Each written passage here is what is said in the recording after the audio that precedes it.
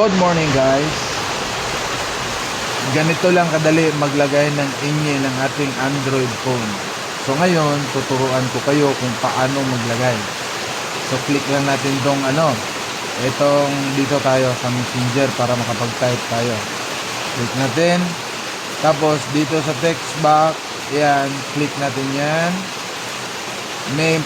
Mayroon tayong makikitang setting signs. Ito, click natin yan.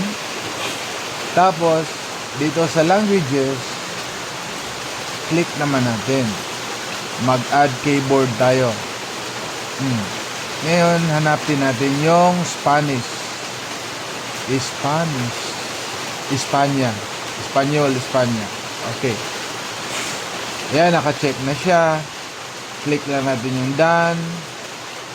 Para sa sunod na pagka-type natin, lalabas na siya. Tapos, back tayo. Ayan, back arrow, back. Ayan. Ngayon, tingnan natin. Subukan kung meron ba talaga.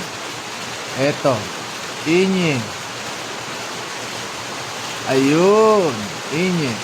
Big letter. Inye. Ayan.